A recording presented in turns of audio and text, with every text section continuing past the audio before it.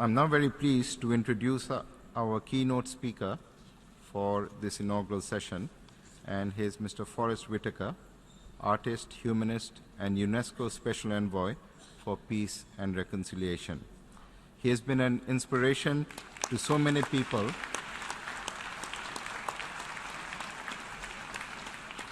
He has been an inspiration to so many people around the world, and I know you will enjoy and join me in welcoming him to our conference, and we look forward to hearing his speech. Mr. Whitaker, you have the floor. Thank you.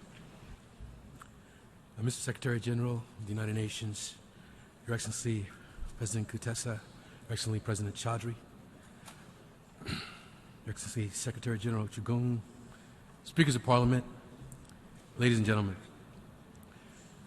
It is a tremendous honor to stand before this distinguished group of legislators and leaders and to be able to connect with all of you this morning.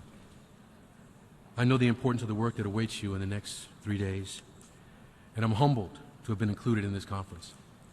So I want to thank the Interparliamentary Union for the invitation, President Chaudhry and Secretary General Chung for this gracious offering. As Speakers of Parliament, you are playing a critical role in democracies across the planet at a time when extraordinary action is required of the global community. I've devoted the last 10 years of my life to working with young women, young men around the world and developing their skills as peace leaders and community builders. These youths are our present and our future. And our laws reflect this, and they must. In my capacity as UNESCO Special Envoy for Peace and Reconciliation, I've had the opportunity to hear the voices and to listen to the stories of young women and men from all sorts of backgrounds, cultures, communities, and countries. And what they share is a deep and widespread discontentment with the political status quo. Around the world, youths are struggling to define their identities and discover their purposes. Many of them feel marginalized, like they don't have a place in society, or that their voices are not being heard. Some are angry, and they feel that violence and extremism are their only recourse.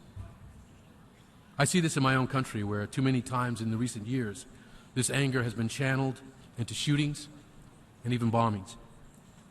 I see this anger in the Middle East, where ISIS is committing acts of terror and attempting to radicalize an entire generation. Of course, all violence and terrorism must be condemned in the strictest of terms and eliminated without exception, but these are a sign of a broader problem. They are a symptom of a society where people are giving up hope. You, the powerful lawmakers and leaders in your nations, you have the ability to change this. The word parliament comes from the French parler, to speak.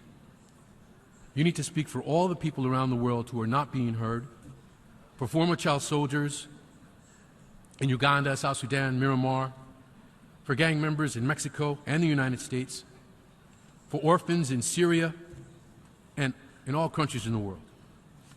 You have to help these people find their way so that they can stand strong in their identities. You have to demonstrate that everyone matters and that every person in your democracy has power and efficacy.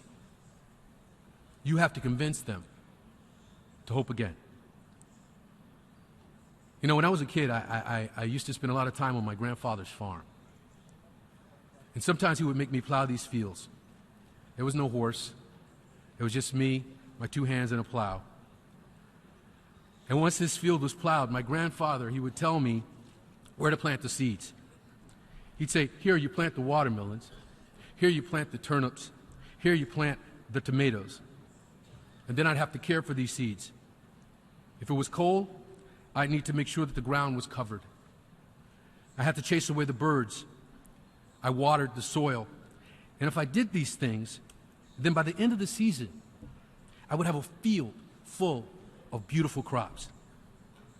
But if I neglected the seeds, if I forgot to water them, or I didn't use the right fertilizer, or I planted them at the wrong depth, then the field would be covered with weeds, and I would have to get down on my hands and knees and choke out the weeds by the roots and start this whole process all over again. Inside every person, there exists a single precious seed.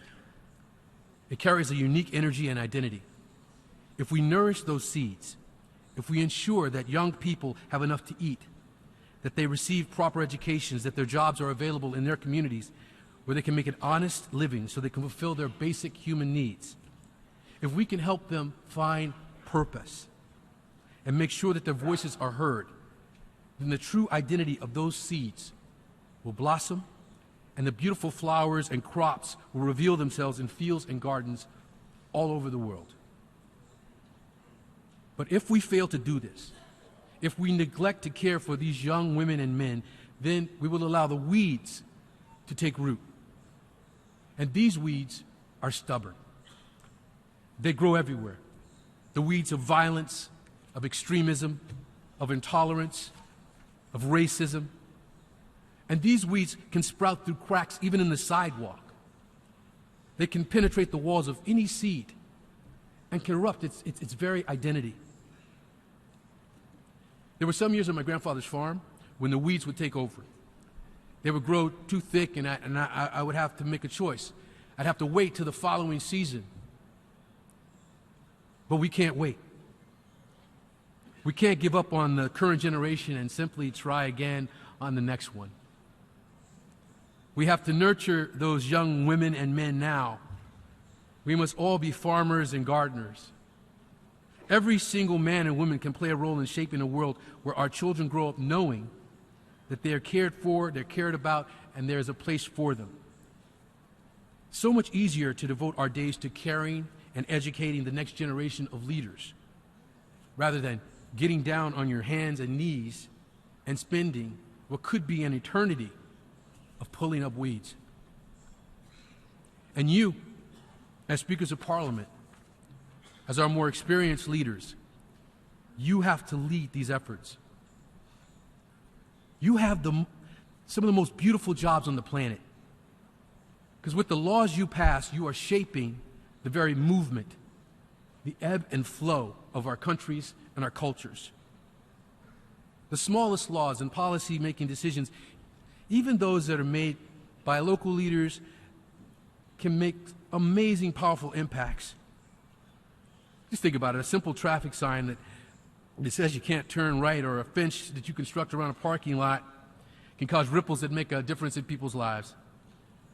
These things create boundaries and structure. Local leaders are in effect saying to people, yes, this place here, you can go there. This one here, you cannot. Single drop of water cannot sustain a plant, but many drops over time can be the difference between life and death. Now you're legislating on this large scale, at this national level. Every law you pass reflects and touches tens of thousands, maybe millions of people. Think about the power that gives you to care for and nurture the seeds of identity that exists within the youth in our world. Your laws cause ripples and waves that can nourish an entire generation. You have the ability to plow and to fertilize and to clip and to prune. You can make those seeds blossom in every field on the planet. I have witnessed the extraordinary transformations that occur when you nurture young men and women's potential and help them find their identity. My foundation works with a school in northern Uganda called Hope North. And this place is a sanctuary, a home for former child soldiers, refugees, orphans, whose worlds have been shattered by war, by violence. Hope North is a place where these children can seek refuge, somewhere where they can be made whole again. It's a place where the scorched earth of war allows life to spring anew. Now, there's one boy in particular we've worked with there whose story has stayed with me. When he arrived at Hope North, talking years ago, you could see this emptiness in his eyes. For so many years, this boy had been forced to be a soldier. And even though he spent sleepless nights haunted by the memories of what he had done, the very act of being a soldier had given him Purpose. Now he was safe, but he felt lost. The emptiness in his eyes revealed this lack of purpose. Without care and attention, this boy's life easily could have devolved into further violence and isolation. But in this community, where he was being supported and nurtured, the light started to come back into his eyes. I watched him one day singing with his fellow classmates, and I could see that as many voices came together as one, the harmony created these waves that were going over his body, washed him and moved him towards his purpose, and nourished his soul. And this newfound identity has transformed his life. Last year, he opened his own electrical shop. The last time we spoke, he expressed his plans to franchise 3 more shops in the surrounding villages. He's become a leader and a role model in his community. So with a little love and nurturing, a seed will fulfill its potential and express its true self. There are so many initiatives and sustainable goals that parliaments around the world should pursue to promote social welfare and to give youth the tools that allow them to find their identity. Parliaments must help ensure that every boy and girl receives a quality education. A human being has the same need for education that a plant might have for water. You cannot thrive if you're not allowed to learn. In the South Sudan, where many young people around the country have been taking up arms and fighting in the civil war, my foundation, jointly with UNESCO and partners, works with youth to educate and train them as conflict mediators and community builders.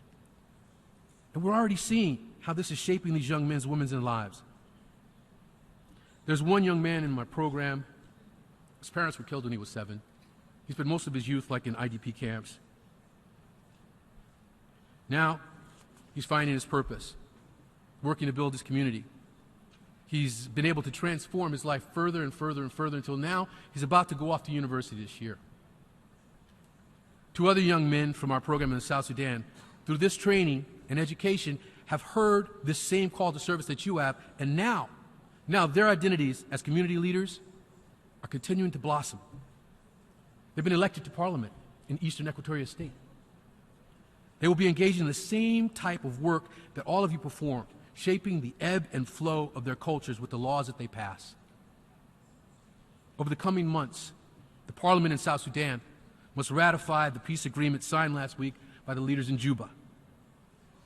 Legislators must work together to make this peace a reality, to create programs that support and reintegrate the 10,000 children who have been forced to serve as soldiers in this conflict. They must craft laws that stamp out harmful cultural practices and promote tolerance and reconciliation. Also, parliaments around the world must leverage the power of technology to allow people to express themselves and to bring people together. The internet gives voice to the voiceless. It allows every person on the planet to proclaim, here I am, I matter. I've seen the wonder on a young person's face when she accesses the internet for the first time and discovers a whole world of possibilities waiting for her.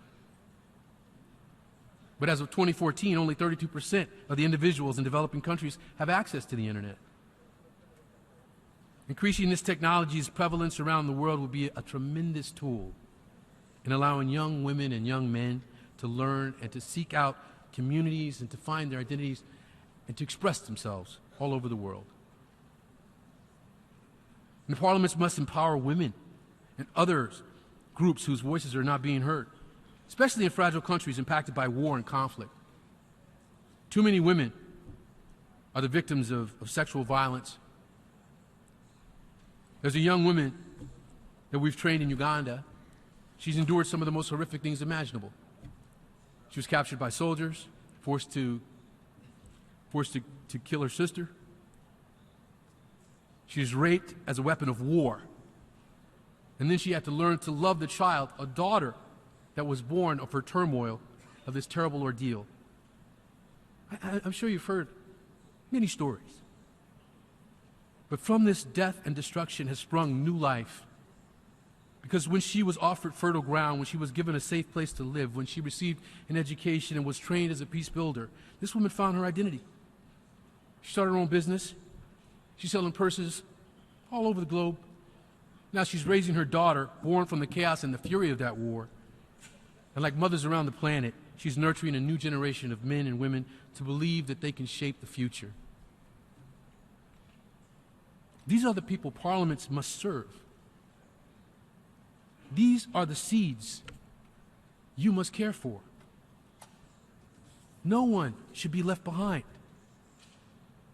You, assembled here today, come from over 150 nations. You represent the beautiful mix of nationalities, ethnicities, cultures, and peoples. I understand that the political states of your nations, the ways you govern, and the exact policies that you pursue are unique to each one of you. But just as every plant requires water, sunshine, and soil to grow, every person requires basic human rights that must be universally provided across all nations. Securing these rights and promoting development are instruments for survival of the world. So when the United Nations formally adopts 17 new Sustainable Development Goals in just a few days, at this very place, it will announce to the world the intention to ensure universal education, promote widespread internet access, achieve gender equality, eradicate poverty and hunger, reduce inequality, combat climate change, and more and more and more. These challenges illustrate the deep interdependence between the developed and the underdeveloped world. Because whatever impacts one impacts all. We can no longer believe that our neighbors' problems are not our own, that wars won't spread, that refugees won't cross borders, that poverty and extremism will stay where they are. Weeds can grow anywhere. And that means that implementing the Sustainable Development Goals will require collective action. Addressing these massive challenges will take all of us, every country, every person, working together. You must be the men and women who lead us in these efforts, who make sure that we are fulfilling our sacred obligations to each other and coming together to build peace and sustainable development that all citizens of the world can share in. You must make sure that we care for the seeds inside of those who will inherit this world. If you imagine traveling to the banks of a mighty river and you reach your hand into the water, you can hold in your hand just a single drop. The drop is distinct, the drop is perfect. But when you turn your hand over and that drop falls back into the current, where it joins with trillions of other drops, together they make a single entity, flowing as one towards one end. And along its journey, that river will create life everywhere it flows, from the highest deserts to the harshest seas.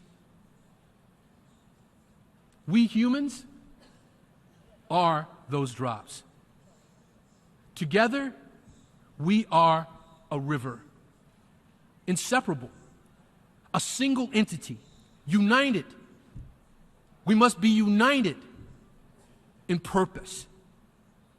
Together, we can create the life that we want. Our voices and our messages can percolate to every corner of the world. Our good deeds can create waves that irrigate every field and provide the love and nourishment and support that every single young woman and man needs to become the truest and most beautiful versions of themselves. Together, it is possible. It is possible. I want to thank you again for this gracious opportunity to connect with you today. I want to thank you for working to ensure that every person's voice is heard. And I want to thank you for all that you're doing to support peace and to support development on this planet. Thank you. Thank you very much.